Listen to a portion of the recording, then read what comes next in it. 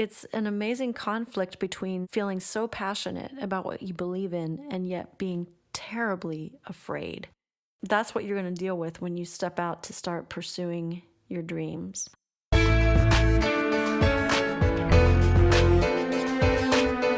Welcome to the Brand New Me podcast. I'm Frances. And I'm Pam. And we are two women passionate about helping others thrive in life, not just survive.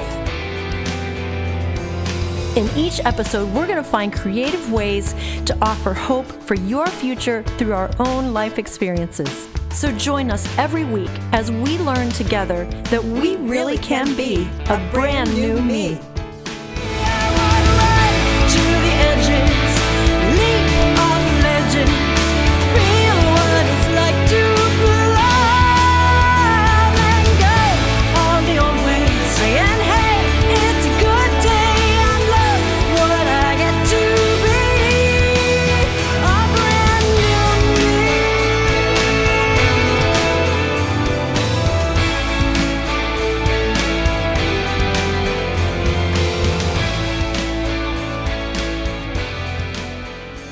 Have you noticed that we have new artwork this week?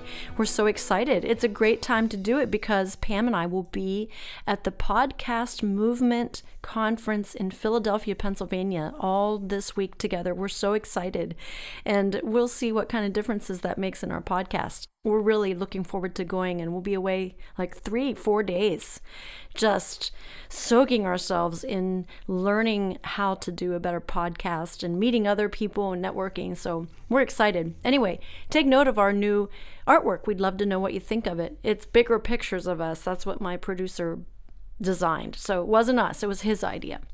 All right, so we are getting into chapter 1 of the book, Chase the Lion, this week. I hope that you have the book. If you haven't, please purchase the book because you're going to want to. All right, here we go.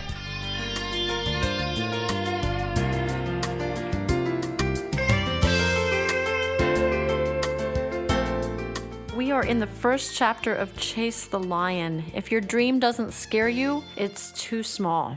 And this is based on a scripture from 2 Samuel chapter 23. On a snowy day, he chased a lion down into a pit and killed it. And this is talking about Benaiah in the Old Testament scriptures. And we're talking about 2 o'clock in the morning courage. Now, we read this in the chapter, and Pam, you asked me, what is 2 o'clock courage? 2 o'clock in the morning.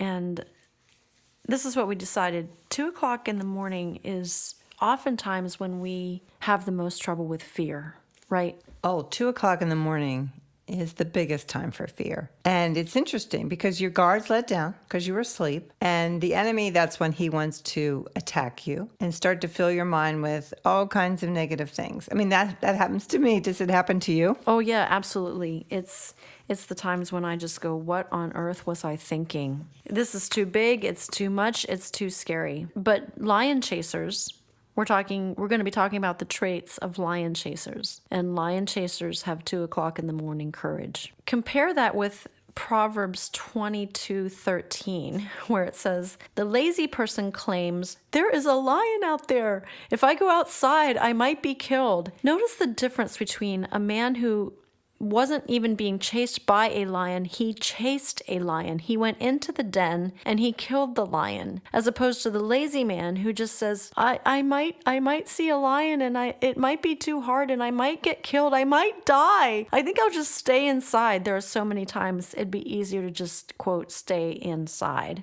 But you can see that Benaiah was proactive. He was running toward the lion. So here's my question to you, Pam. We can't be afraid, but the truth is we often are afraid. What are some things, as you stepped out to pursue your dream of sharing your story of what happened to your husband, Rick, and how that impacted you, and you have a passion to talk to churches about the issue of suicide and help people prevent taking their life. What kind of fears did you face when you first stepped out and said, this is my 500-pound dream. This is my lion. I want to go after suicide in the church? Well, the first thing was I knew I was to write a book. So the fear came in immediately because I'm not a writer. Yes, I used to write poems. I liked writing things, but I did not consider myself a writer. I didn't know where to start, what to do. And then I thought, oh my goodness, maybe it's going to be really stupid. Maybe what I write won't make sense. People won't get it. Or maybe they'll think I'm making it all up. It's just crazy, all the thoughts you have in your head. The enemy wants to keep you from your dream. And so, yes, tremendous fear about, why am I doing this? It's really dumb. It won't mean anything to anybody. It's not going to speak to anybody. So those are the kinds of fears I had initially when I started to write my book. So that was the beginning of my 2:00 in the morning fear.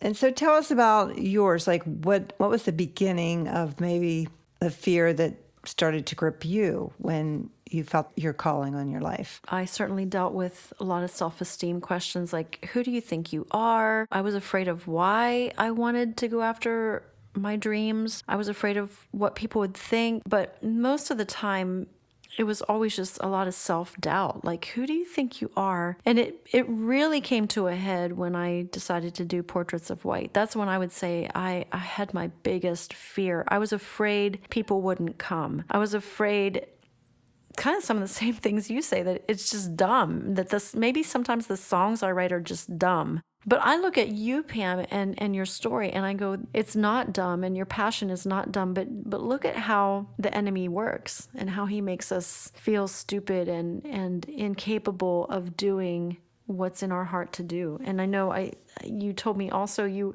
were afraid people wouldn't buy the book. You're thinking no one talks about suicide very much, and you said your purpose in life would be over. And so we were talking about how it's when you go after your dream, your passions, your calling, it's an amazing conflict between feeling so passionate about what you believe in and yet being terribly afraid. And that's what you're going to deal with when you step out to start pursuing your dreams. I like what he said in here. The best way to discover your dream is to help people accomplish theirs. Now, I notice that it's very easy for me to believe in others when I see them, like even Kristen that we had in here a few months ago on the podcast, and how she's stepping out with her Dare to Dream conference for single moms. And you and I have both stayed in touch with her, and we're hoping to have her back on the podcast. But it's so easy for me to look at her dream and go, oh, yeah, yours is powerful, yours is meaningful. You'll be fine. You can do this. But yet when you turn it around and the light's shining on me, I have those fears and those questions. And so part of chasing the lion is just overcoming those. But let me ask you, Pam, how did you face those fears? Like, you weren't even remarried at this point. Were you married to Dave yet when you wrote your book? Oh, you were. Okay. So did you process this with him? Like, did you talk through those fears with him? Oh, I absolutely did. And that was another big fear, because I'm a newlywed, pretty much. Yeah. And here I am going to write a book about my first husband. I'm telling you, when you're writing a book like that, you're entrenched in the past, in your life of the past. And he was amazing. My husband was amazing, because he would proofread for me, and he had to live that with me. And I said to him before I started the book, are you sure you really want me to do this? Like, it's going to be all about like Rick and I's life. Like, how do you feel about that? Is it going to be weird? And he had no qualms about it. But that was a big fear of mine as well, because I thought that's kind of rude. I kind of felt that way. But I had to get past that and say, that was my life, just like he had a life, before we married. And so that was a huge stepping stone for me, and I think it was for him, because I'm pretty sure he got sick of listening to the stories, hearing the stories, reading the stories, and he would never admit that, but I think that he may have felt that way. I'm not sure. Now that you mention it, I would have to say that the reason I'm even doing most of what I do today is because of my husband and his encouragement. And there's always a price to pay for our family when we step out and pursue what's in our heart. It is costly to our families and our friends. And I remember Tom having to help me work through a lot of the who do you think you are questions. Like, he used to say to me, why don't you sing your own songs? Why do you sing other people's songs? You're writing music. Why don't you sing yours? I'm like, well, I had to work through a lot of that and realize that there were some mindsets that I needed to get rid of.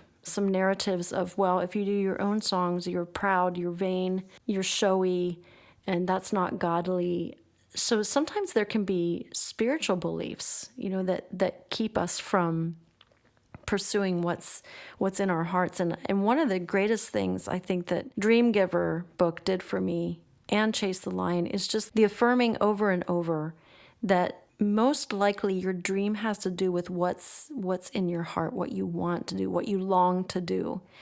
And I needed to learn that it was okay for me to go after the things in my heart, because there was a part of me that was afraid I was doing the wrong thing. And that can be a fear too, that what if I'm doing the wrong thing? What if I have the wrong motives, or I'm doing it for the wrong reason, or at the wrong time? There can just be so many fears that hold us back. And the more we go after our dream, the more those fears are exposed and brought to the surface. And the 2:00 in the morning courage is when we get up out of bed and say, I am not going to doubt in the dark what I saw in the light. Yes, that reminds me, I was listening to Lance Wallnau, who was talking about the world.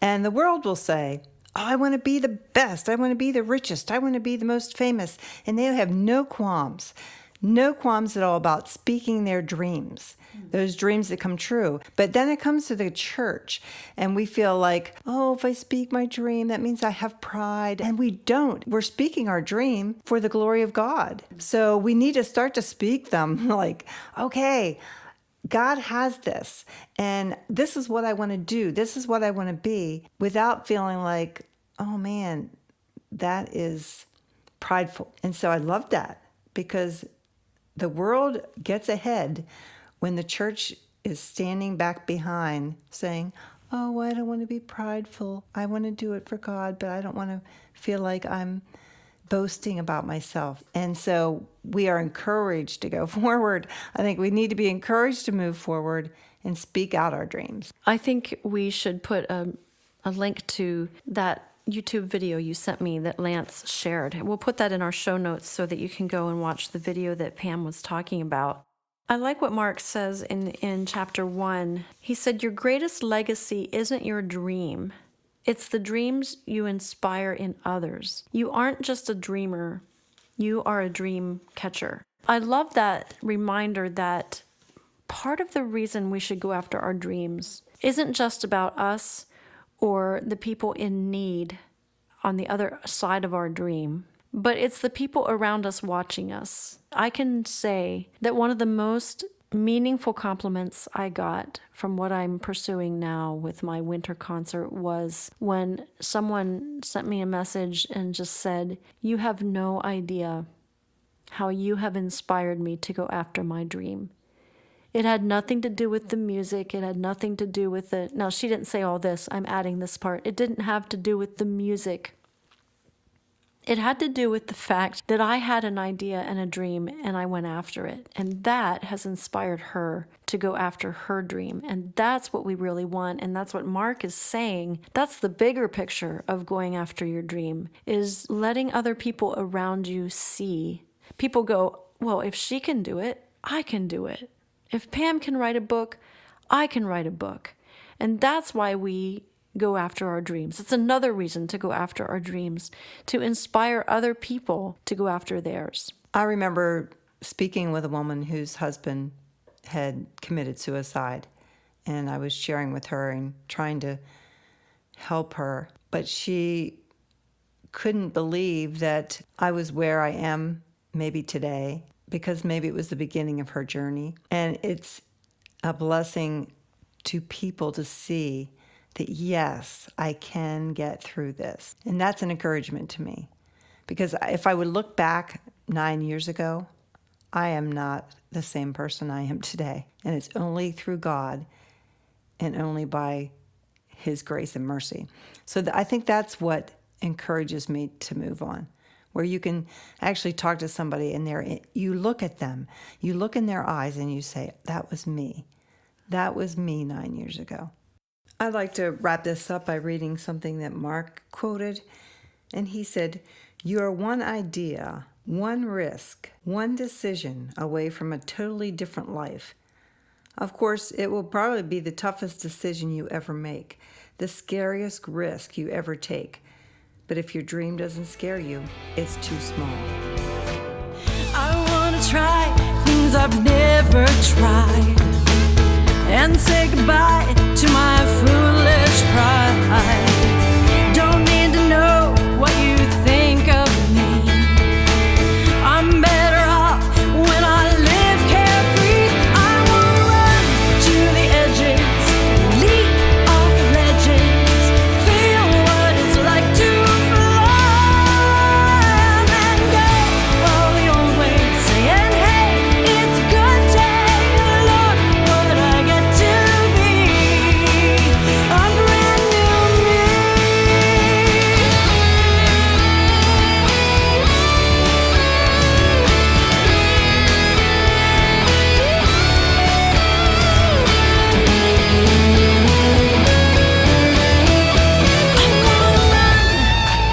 I wanna leap, I wanna feel what it's like to fly.